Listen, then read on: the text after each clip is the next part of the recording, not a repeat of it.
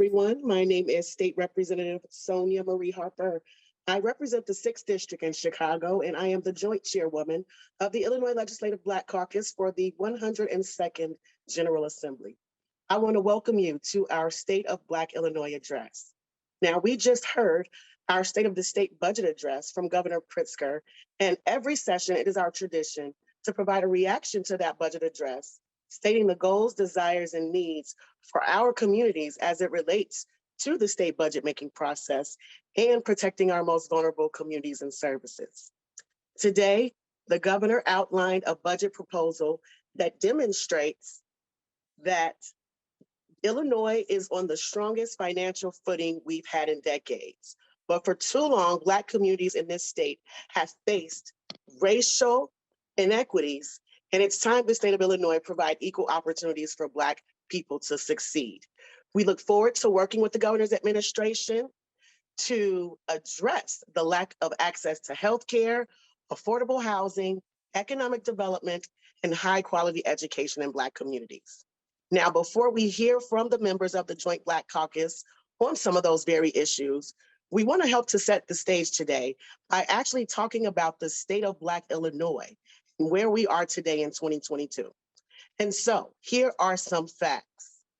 Despite making up 14% of the population of the state, Black Illinoisans make up 30% of residents experiencing poverty and 59% of residents experiencing homelessness. For every dollar a white household earns in Illinois, a Black household earns 52 cents. In Illinois, 37% of Black renter households are cost burdened, paying more than 30% of their income for housing. Our next fact, evictions are the leading cause of homelessness around the country. Evictions also disparately impact Black communities. In 2017, 23 of the 25 community areas in Chicago with the highest eviction filing rates were majority Black community areas. Majority Black areas had eviction filing rates 2 to 4 times higher than majority Latinx or white areas.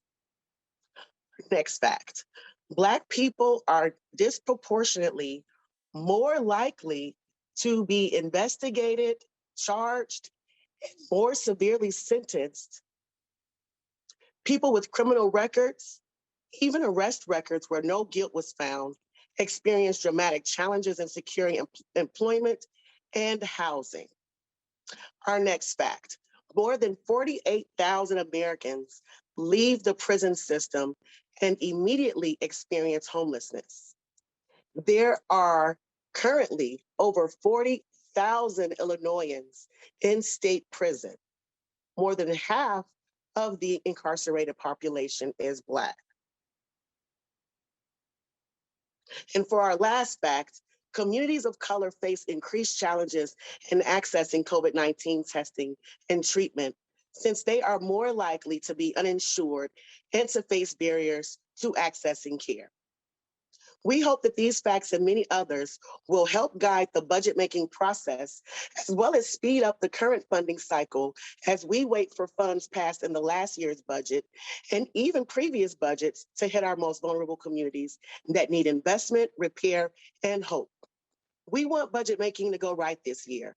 And by going right, we mean not only to include the programs and services our communities rely upon, but the necessary follow-up to make sure budget allocations are honored in a timely manner. The Black Caucus helped to allocate so much money in the last budget for Black communities, and we are still waiting to see the majority of those dollars hit our communities for various services, programs, and even the construction of new facilities. The Black Caucus wants everyone to know that we want to make sure promises are fulfilled from the previous budgets before we begin work on a new one. So today, without further ado, I present to you the following members of the Legislative Black Caucus as they speak about what they've heard today during the State of the State budget address, how we will expand the work and scope of our legislative agenda this year, and work to protect our most vulnerable communities and residents during the budget making process. First up, we will hear from Senate Chairman of the Legislative Black Caucus, Senator Robert Peters. Thank you, Chair. I'm Senator Robert Peters of the 13th District and Chair of the Senate Black Caucus. The governor's proposed budget is a good start, and considering the circumstances, it reflects a more optimistic outlook than where we were a year ago. The budget proposal certainly takes into account the improved circumstances of our state's economic and fiscal situations. It's a good place to begin the process of drafting our first budget that puts us on the road to economic recovery from this ongoing pandemic. It continues the work of cleaning up the mess that we, the Democrats, were left with after the disasters of the previous administration. This is going to show Illinoisans that we were the good fiscal stewards, that we're not only taking care of their money, but also we are making real investments in uplifting all of our communities across the state, that we are building a state for the many and not the few. I appreciate the governor's willingness to appropriate $240 million in new money for the Reimagined Public Safety Act, and I look forward to continuing to negotiate to fully fund this program to fully support the intent of this plan going forward. We have a unique opportunity to heal trauma, repair harm, and create safety for communities who have been faced with too much pain for way too long. Our budget needs to include serious transformative change. That is what we mean when we talk about undoing the painful legacy of systemic racism. This is not the time for same old strategies that have failed in the past. We want to see real transformative investment, supporting new strategies that empower communities affected by gun violence. And we don't want to see political theater. Working class Black and Brown, and yes, even our rural communities deserve real investment in our schools, our small businesses, our parents, and to prepare our youth for the future they need and the future they deserve. In the words of Pope Francis, we must be collective Samaritans and understand that our path out of this isn't imaginary bootstraps, but material and real action. I am pleased that an additional $4 million was appropriated community-based violence intervention programs to expand the reach of violence prevention services and ensure access to wraparound services such as behavioral health services, trauma recovery, supports for those impacted by domestic violence, workforce development services, housing services, and restorative justice programming. To support the housing crisis, as you heard the chair pointed out in many of our communities, I'm pleased to see an additional $10 million for eviction mitigation and $40 million for a low-income home energy assistance program, LIHEAP. Public safety is only possible if we can provide a warm roof over everyone's head. This is all the more urgent as we face a brutal winter weather, and many families are worried about how they'll be able to stay warm under the harsh circumstances. Further, I'm glad that the budget supports an additional funding of $1.9 million for community providers to offer young people more services through the Community Services Division.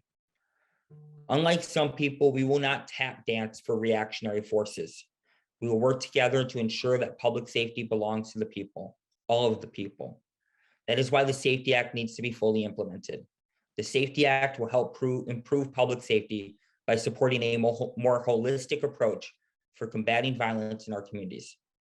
The proposed budget includes funding for the Illinois Supreme Court's request of $26 million for the first phase of a three-part effort to establish comprehensive pretrial services in the 63 counties that lack such services. This is authorized in the Safety Act. There is $10 million in new appropriations for law enforcement training to pay for the obligation associated with the Safety Act.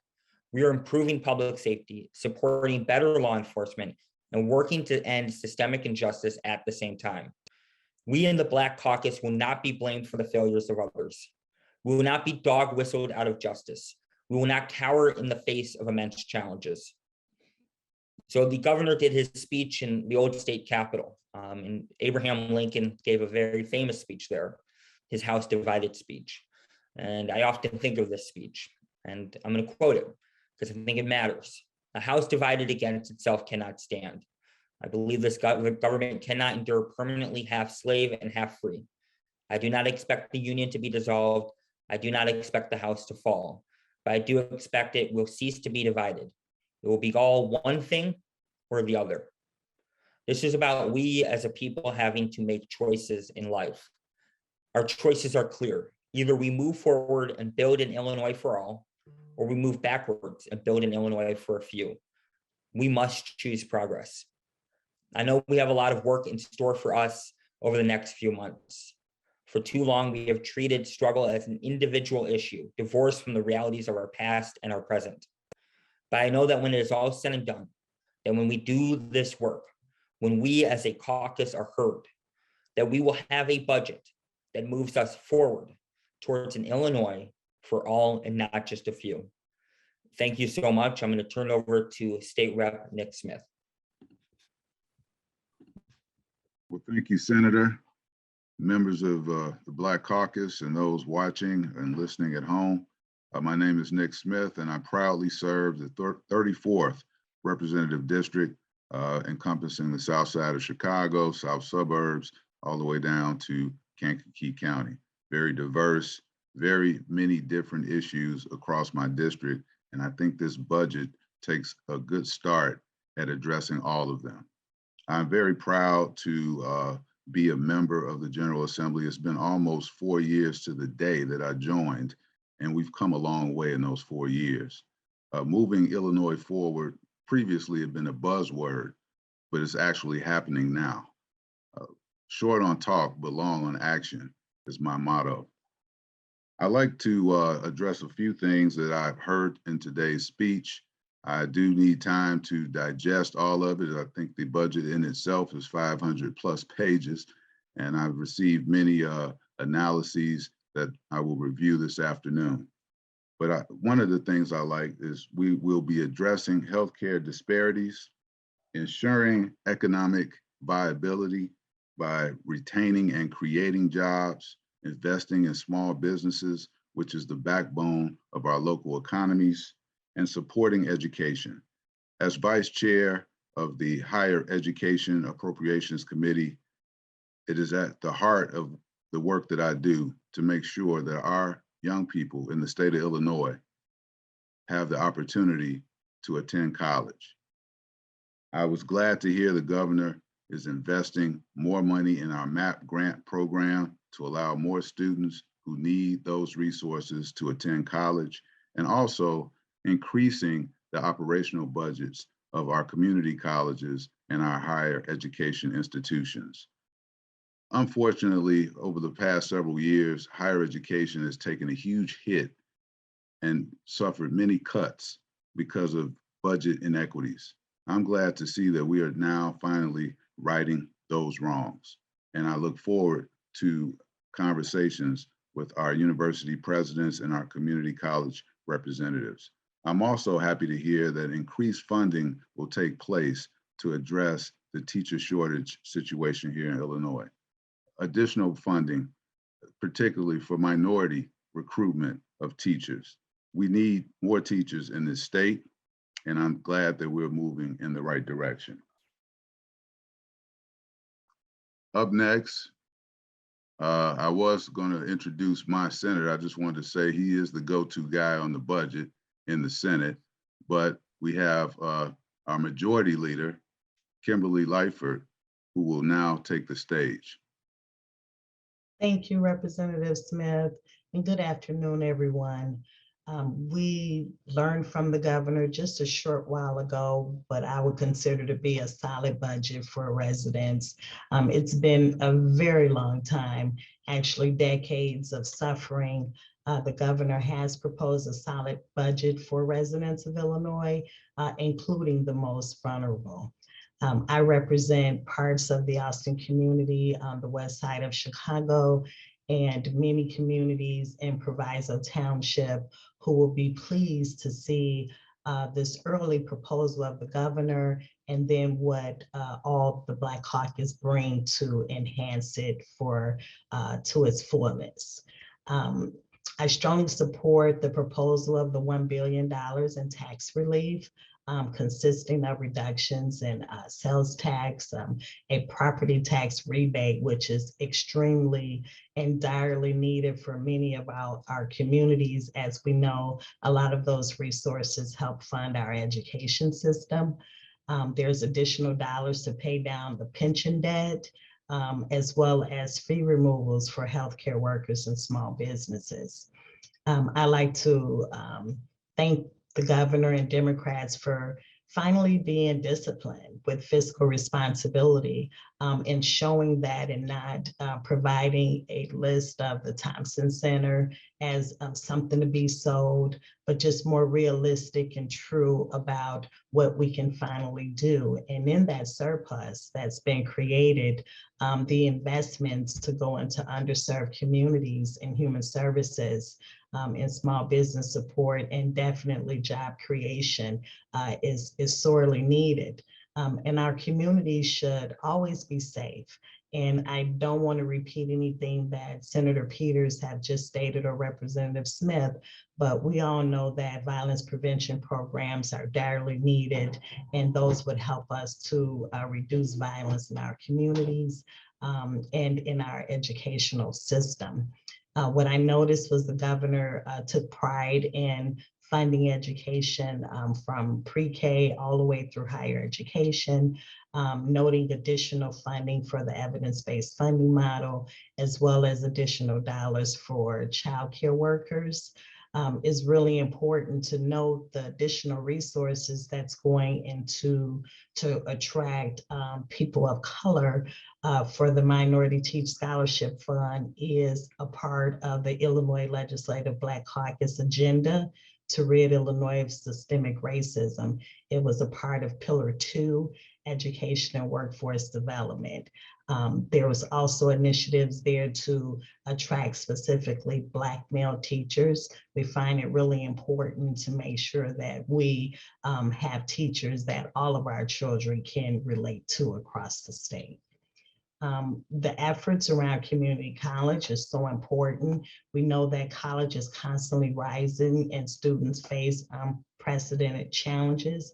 And we wanted to make sure that there was additional dollars in MAP grant for them, and additional opportunities for college Illinois tuition programs. So I believe that the governor has provided the best, solid, fiscally responsible budget that has been in the state capitol in a very, very long time. I know it's just the start of the budget process, but it definitely allows the Black Caucus to come together and look at what our needs are in our communities, and to continue to help shape this budget to be one of the best budgets that we've seen in a very long time. So it's a excellent start, and I applaud the governor for his proposal, and I applaud the Black Caucus on our leadership and commitment to seeing a fully funded budget through.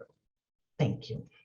And I would at this time love to introduce, I guess we're a little bit out of order in some ways, so I'll just pick. Senator Sims. I think it's me. I think it's me, leader. All right, Senator Sims. So if I could just say, Senator Sims needs no introduction, but this is very important that Senator Sims is highlighted in this budget process, because he is very, very detrimental and critical to what we need as a community. He's our voice in that room, helping to shape the budget and the decisions. And I'm so glad to be a colleague with Senator Sims and his expertise in budgeting. Senator Sims. Thank you so much, Leader Leifer. I appreciate the warm introduction, and appreciate your leadership. Let me add my thanks to the leadership of the Black Caucus, our joint chairwoman, Representative Harper, our Senate Black Caucus Chairman, Senator Peters, and House Black Caucus Chairman, Cam Buckner, for their leadership in this moment. As stated, LG Sims, State Senator of the 17th District, which includes the south side of the city of Chicago, the southern suburbs, and then rural Will and Kankakee County. I would say that the proposal that we saw from the governor today was a responsible budget. It pays off the money that we have borrowed from the federal government. It pays down our bills, but it also recognizes a strong and stable growing economy. what just about this time last year, we were talking about the passage of the Safety Act. And what many of the critics were talking about in that moment was we were leading this effort to defund police, which is an absolute falsehood. Not only have we funded police and invested in innovative ideas for how we're going to combat the root causes of crime, we have put our money where our mouths are. So over the last several years, from fiscal year 21 to fiscal year 22, there was a 39% increase in funding for public safety initiative, not just putting enhanced sentences or investing in issues that will lead to direct sentences for individuals, but dealing with the root causes of crime, housing, dealing with housing insecurity, dealing with job creation, dealing with education, dealing with creating supports for law enforcement officers, and investing in training for law enforcement officers, investing in mental health services law enforcement officers, investing in new officers.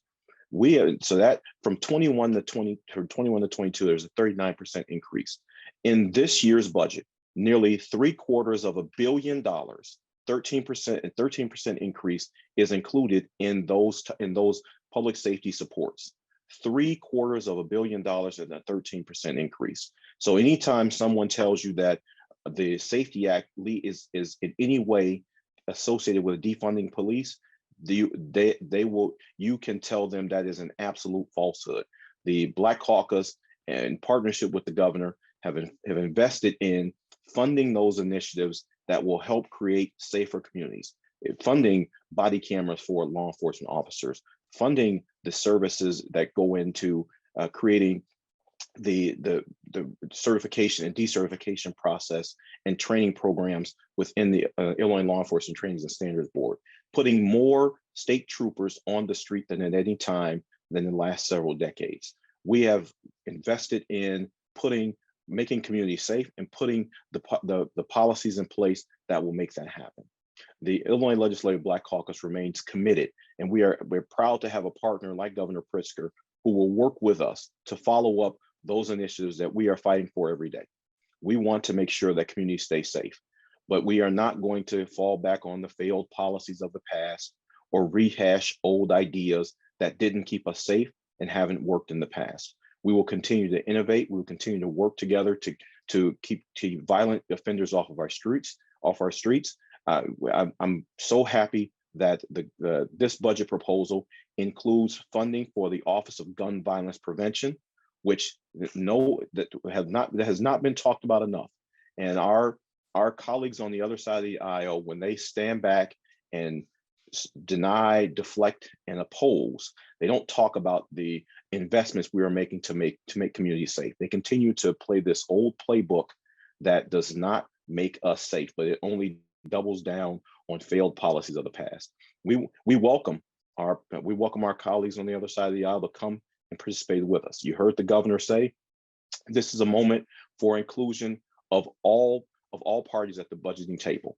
We welcome that. We welcome those discussions, but those discussions have to be serious. They have to involve public safety on a grand scale. They have to involve investing in the Illinois that we are striving to be.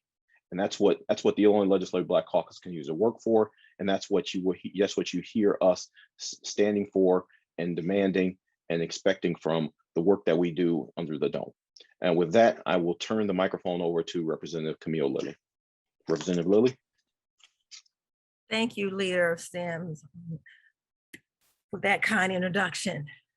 I want to also thank our leadership here in the Illinois Legislative Black Caucus, Leader Harper, Representative Buckner, and Senator Peters. Your commitment to always bringing members before the public in response to the budget has made a difference in focus to address the issues in our community. I want to thank Governor Pritzker for a thoughtful and concern for all Illinoisans in his budget address. As the chair of the Appropriate Human Services in the House, where we have over 24 members who are all concerned about Health and Human Services, we, the Black Caucus, have brought our General Assembly members along to understand how collectively we must address the issues in our community. And I'm very proud of us in doing such. With that, we have many of our members voting for issues that are important to the Black community. I'd like to thank again Governor Pritzker for listening to each and every one of us and addressing the issues in our communities and in our districts, stating that this administration will successfully implement investment in education.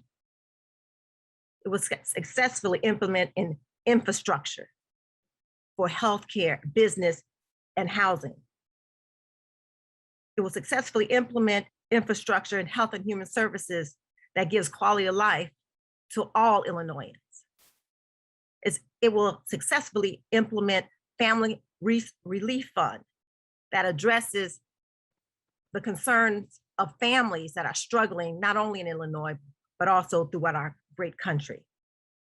And it addresses the need to address public safety with the lens of violence prevention and crime reduction.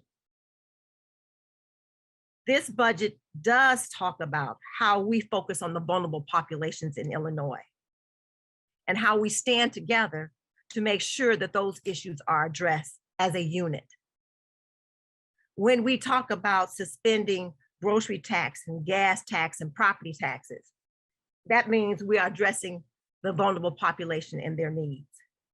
When we're talking about supporting small business in district, in our community, the Black business issues that have been challenged due to lack of infrastructure, our governor has heard us.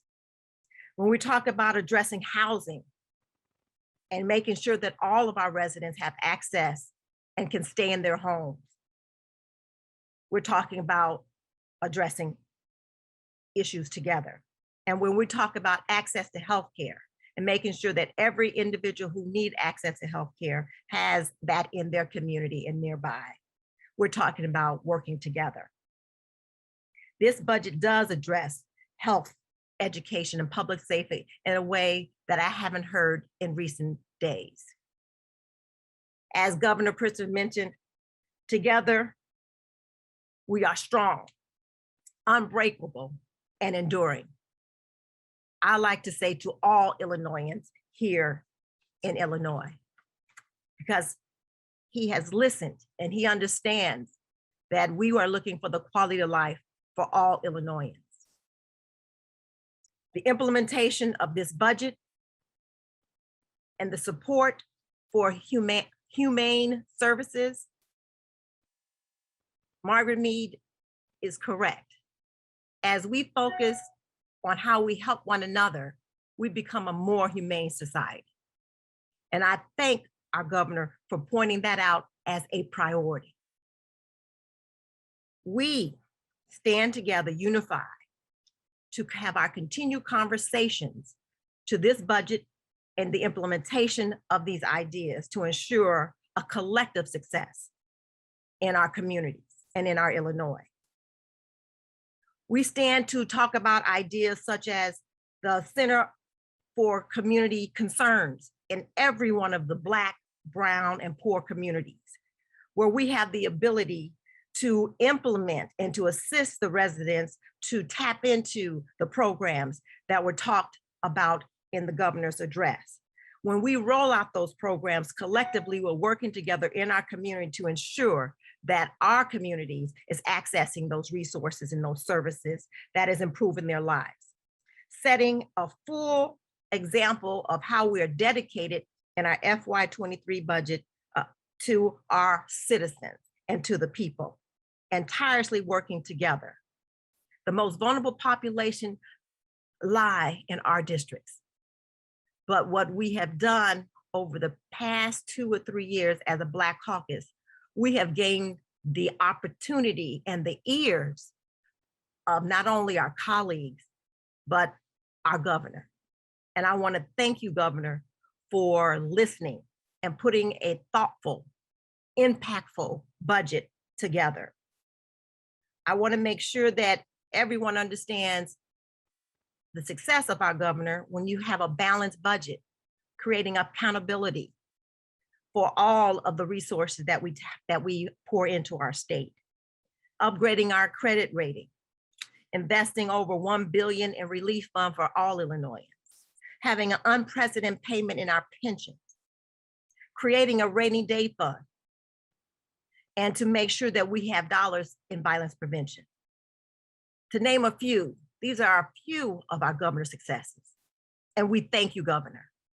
And we look forward and we stand to work with you in the implementation of these programs and these ideas and the continued conversation to address the innovations of every citizen that want their family to have quality of life. With that, I'd like to say thank you again, and thank you for this opportunity. And I'd like to introduce our next speaker. At this time, I'd like to introduce Senator Emil Jones, Treasurer of the Illinois Legislative Black Caucus. Thank you, Representative Kimberly Leifer.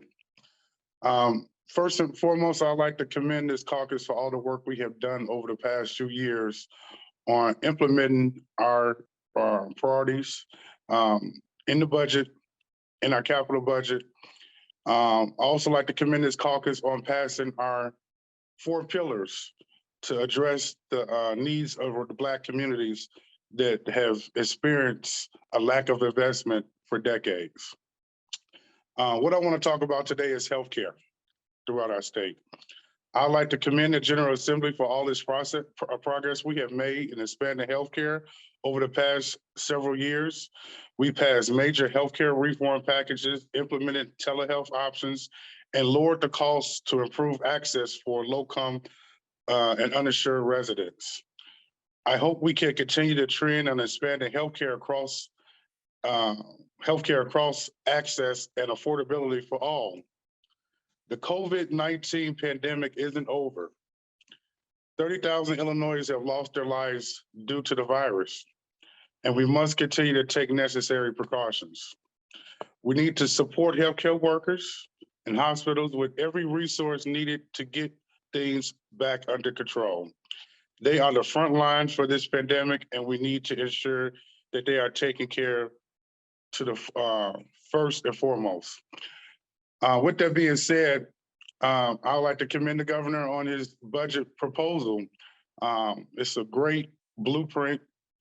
I feel it needs some minor adjustments when we talk about healthcare. Back in 2020, when the pandemic started, each year the General Assembly, well, every 2 years, the General Assembly look at proposals on how we fund our healthcare system. It's a program that lasts for 2 years. So once it's done, it's in place for 2 years. Well, we were negotiating that program back in 2020, back when the pandemic first started. And once we implemented that program, we saw the disparities that in our community that COVID exposed, but we knew was already there. We continued down the same road of not spending the money where it needed to be in our communities, such as providing for our safety net hospitals. In the governor's proposed budget address in 2020, he cut the grant program for safety net hospitals, a grant program that this caucus, along with myself, has started several years ago because there was a lack of funding in our communities for our safety net hospitals. Again, here in 2022, under the governor's proposed budget address, that grant program was cut out again. Now, each year that it was cut out, this caucus fought hard to have it established back into the budget. With thanks to the federal government, just past year, we were sent down some additional funding to help with our most vulnerable hospitals, such as safety net hospitals. It allowed us to double the grant program to our safety net hospitals. It would have been provided relief to some of these safety net hospitals that are experiencing a lot of issues due to this last surge in the virus. With a surge such as we had this past November, December, hospitals had to start using basically like a service that will provide nurses to them, because so many nurses had to take off from work because they were sick. This program this agency, nursing staffing agency, is unregulated, and they are price gouging, charging hospitals and safety net hospitals fees that they cannot even afford. I'm sorry to say that the ARPA money that was sent from the federal government has not reached our safety net hospitals. It has reached big hospitals, hospitals that can afford to sustain themselves doing this surge, but our most vulnerable hospitals, such as safety net hospitals. The money is there, but for some reason, as of July 1st, it has not been issued out to our hospitals. Safety net hospitals make up 19% of the state's hospital care to our most vulnerable citizens.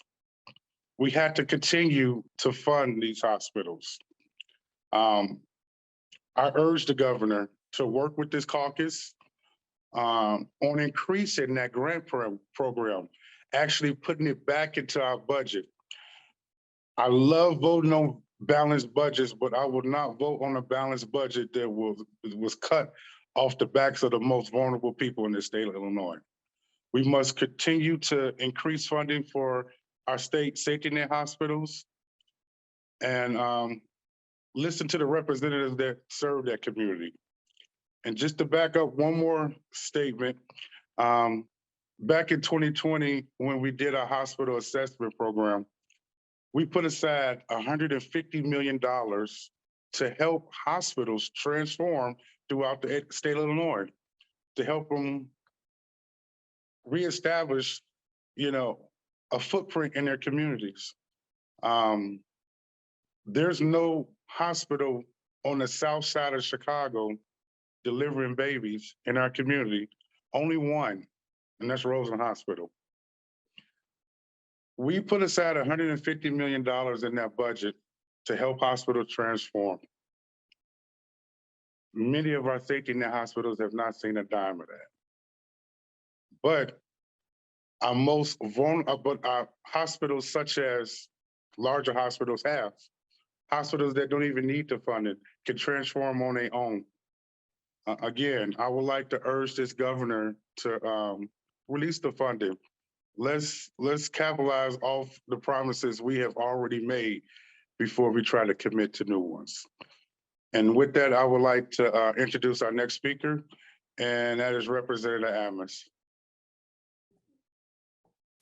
Thank you, Senator Jones. Thank you to the Illinois Legislative Black Caucus Leadership Joint Chair Sonia Harper, House Chairman Buckner, and Senate Chairman Peters. We appreciate the work that all of you all have done to try to keep us moving forward as a caucus. This afternoon, the Governor Pritzker delivered his State of the State and Budget Address for the fiscal year 2023. In the past year, Illinois has had much to be proud of. Much of that has come from the work of members of this very caucus.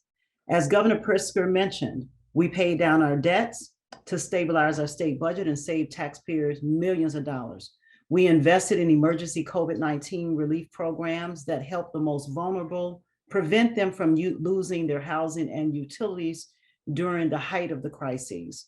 We invested in grants to put cash directly into the hands of small businesses and childcare providers across the state. And we also expanded the MAP grants and tuition assistance for higher education and more. But the numbers still show that we have much more work to do. I'm proud of the quick and sweeping reforms that we've made through the Illinois Legislative Black Caucus pillars. We worked diligently to make sure that Black communities were protected all over the state of Illinois. Unfortunately, many would like to roll back the progress that we've made. The budget that the governor presents today, the starting point, is not the ending point. Our job as a legislative body is to reach across the state into Black communities across this state to make sure that we address the racial wealth disparities in every industry and every sector, including in the job sector, labor sector, where we are not represented in large numbers. However, the Black community knows that it takes much more to address the roots of systemic racism that existed before the pandemic The pandemic is not the starting point of systemic racism. It is the unveiling and continuation in the face of many who thought that we were just crying wolf in the Black community. One of the most effective tools that we have to address poverty and to raise people out of poverty is the expansion of the Earned Income Credit. I've introduced House Bill 4920 to do just that. And I urge the governor to take a look at expanding the Earned Income Credit that would reach down to 18 to 24-year-olds, many of whom are parents themselves trying to raise their own children, but they do not qualify for the expansion of the Earned Income Tax Credit. By reworking Illinois' antiquated and regressive tax system, we can provide over 500,000 households with much needed relief. We can do that right away. It's time to prioritize those families, working class people, and the underserved communities with very few wealthy individuals in them. This is why I was so glad to hear the Governor Pritzker's call for 1-year moratorium on the state grocery tax and a freeze of the gas tax. Some of my constituents may know that I was opposed to the gas tax and the accelerated growth of that tax because I knew at that time that low-income families would be hurt most by the regressive tax structure. We cannot forget to include returning citizens in our goals for a more just and equitable place to live. As Senator Sims mentioned, we passed the Safety Act because we know, again, accountability and police reform is needed in the Black community, and we will continue to work and strive for accountability. But we also need to work and strive for safety for our community as well. We are over-proliferated with guns in our communities, but there's no policy answer for that one. We think that the policy answer is to lock up more Black and brown young people, which I'm opposed to that. The Illinois General Assembly has an opportunity this coming session to send strong message of support to returning citizens to our community that have been incarcerated in our state. My office is working to reform and remove formerly incarcerated people barriers to reentry. I've introduced House Bill 4767 and House Bill 4768 by incentivizing small businesses to hire returning citizens. This is an important part of our safety efforts. If a person has no job and no opportunities, then we have a lingering social problem in our community. We'll also continue chipping away at the lingering effects of the so-called war on drugs. I applaud the governor for the work and the revenue, and this is a very important point. A good amount of revenue that was predicted from the cannabis legalization has come into our state, but that money has not necessarily made it into the hands of Black and brown entrepreneurs, and certainly it has not removed all of the barriers around drug testing, expungement, and sealing of one's record that needs to be done for them to move forward. And I introduced House Bill 4392 to address this issue that's lingering around cannabis in Illinois. And finally, a part of this process, because legalization is so important in this economic structure that we've seen here in Illinois in the last year, and so much revenue has come in from cannabis, it is imperative that we also remove additional criminalization of cannabis from every statute in Illinois. Illinoisans 21 and older should be able to grow their own at home. Many of them cannot afford to visit the medicinal spots and the dispensaries around because of the cost. We should not make a barrier to broccoli growing or to tomatoes or to cannabis, and we must address this disparity. Another priority of my office is to reimagine a child welfare system as one of the things that the governor mentioned today. A lot of money has been put into additional staffing support, but very little money has been put into eliminating disparities in Black and brown families when it comes to children being brought into the system itself. And I've introduced House Bill 4299 to work on the child welfare system at the front door and not the back door. We must take a hard look at the disproportionately high rates at which Black families are separated and called into question the bias in the reporting protocols.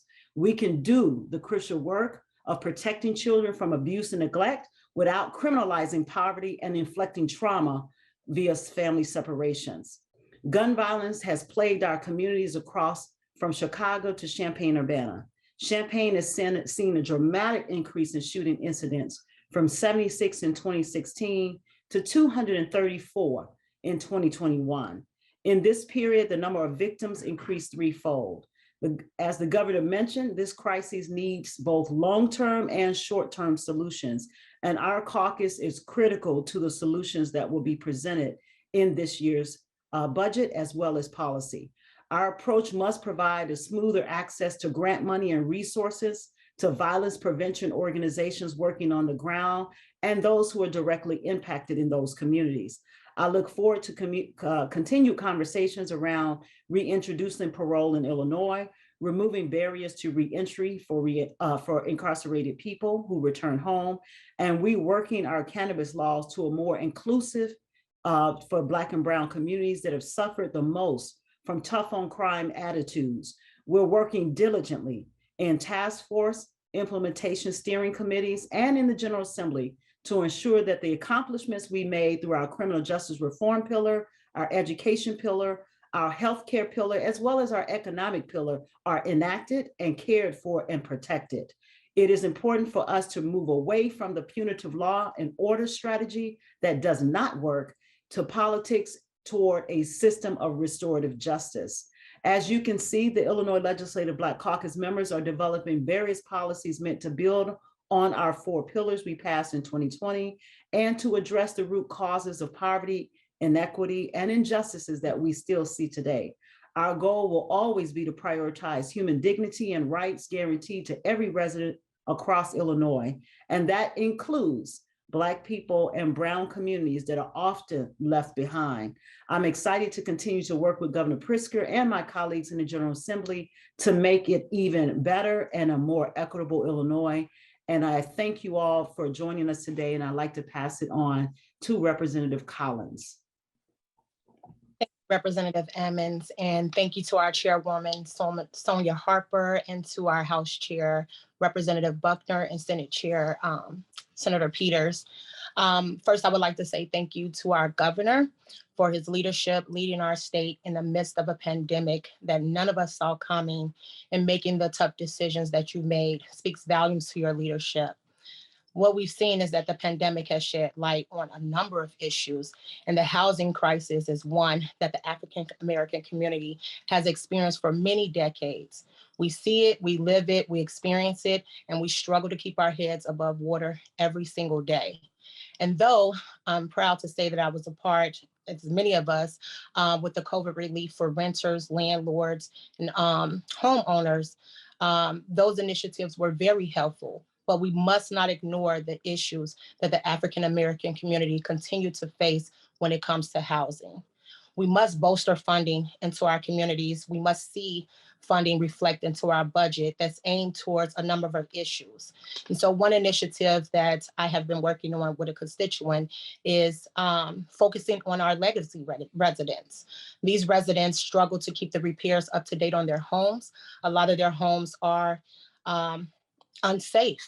Porches are not, intact. They don't have banisters. When you go inside of the homes, they're just not livable places for our senior legacy residents. And so we need to make sure that they have access to funding, and that we remove the barriers that we have in place right now, where a lot of our legacy residents do not have access to the technology to even apply for the grants that do exist. And so I would love to see something like that in our budget pertaining to our African American community, because we have a lot of legacy residents who deserve to live in safe spaces.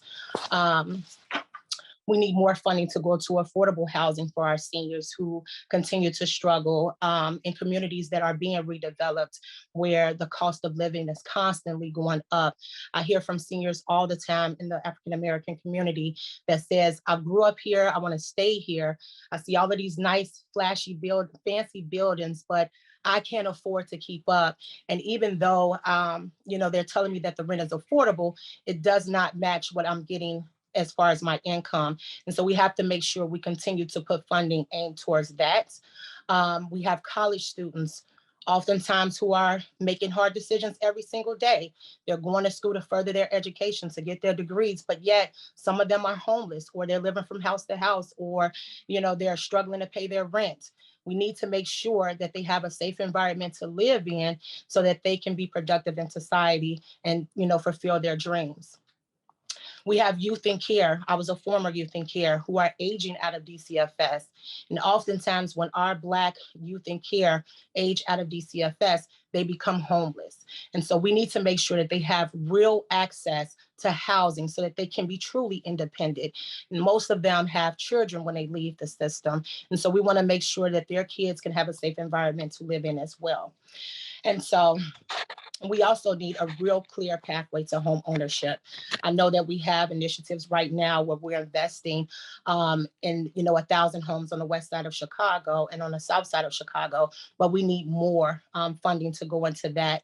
We need to make sure that the number of renters turns into a real pathway of an increased number of Black homeowners. And so housing plays a very important part of our everyday lives. It affects our youth who have to go to school and bear and carry the burdens or the worries of their parent or parents who they see all the time struggling to pay their rent or to pay their mortgage. And that affects their education as well. And so we know for a fact that when the African community can really thrive, it lifts up every other community as well. And so in this budget, I would love to see more funding going towards housing, especially in our community, more policies written that target these very issues that I listed. There are plenty more issues out there, but the issues that I've been hearing, the issues that I experience as well in the Black community are very important, and we need a budget to really reflect that.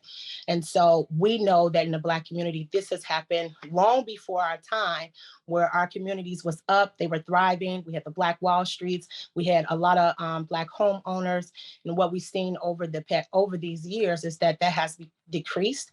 And I've always been a firm believer that we can have development without displacement. And so any new development coming in, we need to make sure that our community members can live and benefit from that. And so, but I am very proud of what the governor has done in this past year, in the last year budget. I just want to see more aim towards the housing crisis that we continue to face as a Black community. I would like to pass this on to Senator Jacqueline Collins next. Thank you. Thank you, Representative Collins. And I am so proud to be a part of the Illinois Black Caucus.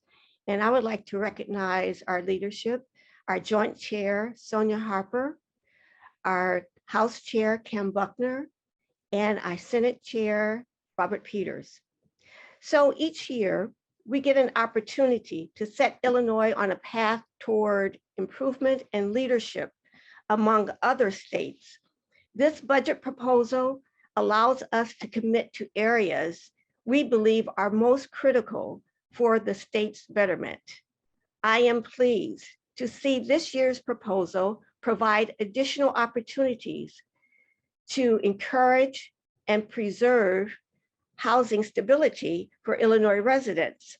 According to the National Urban League, a 2018 Brookings study found that homes in majority Black neighborhoods are often valued at tens of thousands of dollars less than similar homes in majority white communities.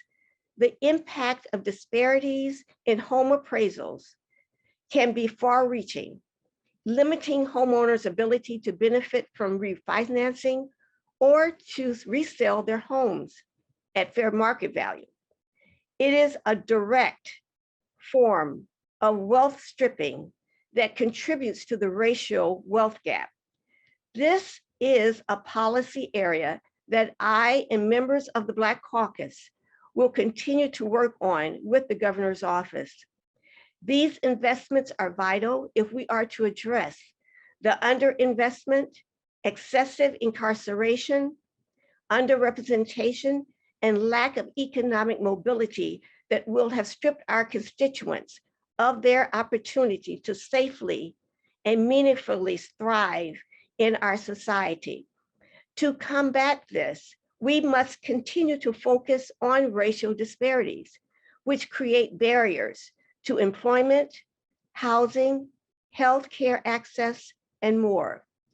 I am also happy to see this year's proposal prioritize reducing the violence in our communities.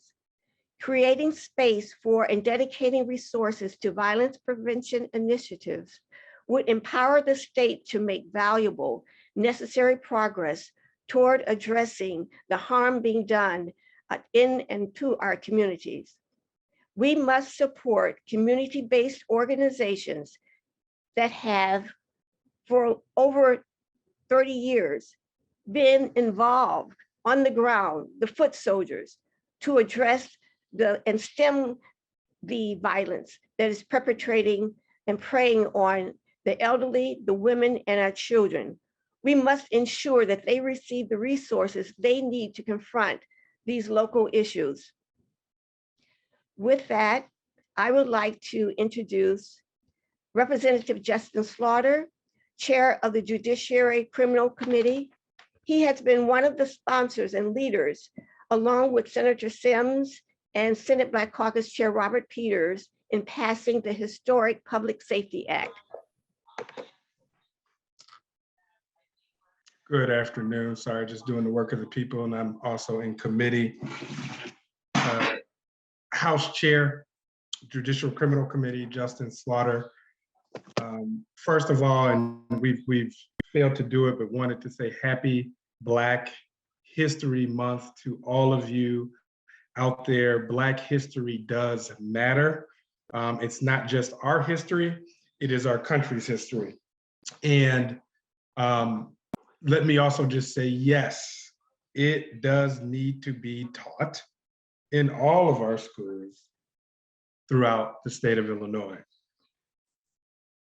When you look at our 4 Black Caucus pillars over the last couple of years, it should be no surprise that these must be our main chief priorities. Specifically, when you look at criminal justice, I think our criminal justice system sits at the end of all of the many historical disinvestments. When you look at the lack of investments in education, economic development, health, you begin to understand why Blacks are disproportionately impacted by our criminal justice system. Madam Vice Chair Harper ran off some statistics, and yes, these are very, very true. We make up 13 to 14% of our state's population. Historically, over 50% in the Illinois Department of Corrections. Even more when you look at our juvenile population in the Illinois Department of Juvenile Justice. Even more when you look at our county jail system, especially Cook County. We believe and we think that, at least on paper, this is a public safety centered budget. We want to thank the governor's administration for some historical investments in our youth and young adult programs. Also behavioral health. We're seeing that he's taken an unprecedented approach to behavioral health services. Also, historical investments in Illinois State Police, in our crime labs. And then also in our witness protection program, a program that was put forth by the Black Caucus a few years ago, but wasn't funded. For the first time, this gets funded in this budget. We're very proud of the governor's administration for doing that. When you look at all the myriad of social determinants of health, of course, we want to really uplift the investment in the Reimagined Public Safety Act, a historical program that will look at anti-violence in a special way. $250 million dedicated to this. In this specific budget, we'll see 100 million of that 250 million. So we are grateful for that. But also when you look at the framework and the kind of the guardrails that we've put down in the Safety Act, better best practice training that takes resources, that's in the budget. Enhancing transparency and safety through our new body cam program. When you talk about a more robust, effective police decertification program, we are making those investments in this budget. And we remain dedicated and committed to ensuring that those dollars get out of the door. This budget doesn't represent a hard or soft approach to crime, but it does represent a smart approach to crime. And you already know me. We've gone from protest to progress. But now with this budget, we start a new chapter, and we take a more intentional effort and step towards implementation. So we applaud the governor. We look forward to continuing to collaborate with him and his administration. With that said, and I believe this is our last speaker, I'd like to introduce Senator Adrienne Johnson. The floor is yours, Senator Johnson. Thank you, Representative Slaughter. I want to also thank my fellow Illinois Legislative Black Caucus members. I want to thank our Joint Caucus Chair Harper, Representative Harper, for your leadership. I want to also thank our House Chair, Representative Buckner, and our Senate Chair, Senator Peters. And I'm not going to repeat what my colleagues have said. You've done an amazing job of amplifying the great work that our caucus has done over the years and the accomplishments. And you've also identified the unfinished business that is going to be addressed moving forward. I want to thank Governor Pritzker for your solid and thoughtful budget proposal. And we look forward to working with you going forward. We hear a lot about the uptick in violence, particularly gun violence. But you know what we don't hear? We don't hear about systemic disinvestment that has been a root cause of gun violence and crime in the Black and Brown communities.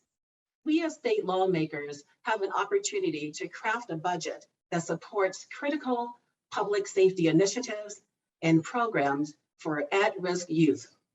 By intervening in areas ravaged by violence, we can take steps to deter individuals from crime and revitalize our community.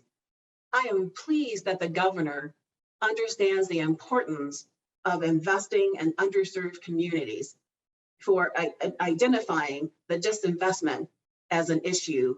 I also want to praise the governor for putting considerable funding in the proposal to address disenfranchised youth. And again, making sure that areas that have for far too long have experienced underinvestment are getting the funding and the support needed going forward. Since the start of the pandemic, we've overcome unprecedented financial challenges, but families are relying on assistance more than ever, and cuts to human services can't happen. The governor's budget proposal is a great start to solidifying our commitment to protect vital human services, maintain social safety nets, and expand assistance programs that have helped Illinois families make ends meet. With this responsible, cohesive proposal as a firm foundation, we are ready to craft and negotiate a plan that will serve Illinois and all in its communities, including low-income residents, children, older adults, and Illinoisans with disabilities, to have a new opportunity to thrive and flourish. The pandemic has truly shown us how much we must be there for our neighbors.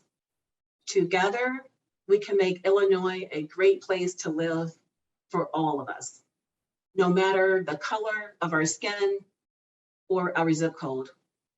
Today is a new, brighter day for historically marginalized residents and for all Illinoisans. Thank you so much for tuning in to the Illinois Legislative Black Caucus's response to the governor's address. At this time, I will open up the floor for any questions that you have. And I will turn it back over to Chair Harper so that we can navigate how we're going to fill the questions. Thank you. Thank you so much for that, Senator Johnson. I believe Brandy is taking care of any questions. I also know that we were scheduled to get out at 3 o'clock and we're a little over time. So I will let her advise us on the next steps, but I want to thank everybody for attending the State of Black Illinois, the Black Caucus's response to the governor's budget address. Thank you.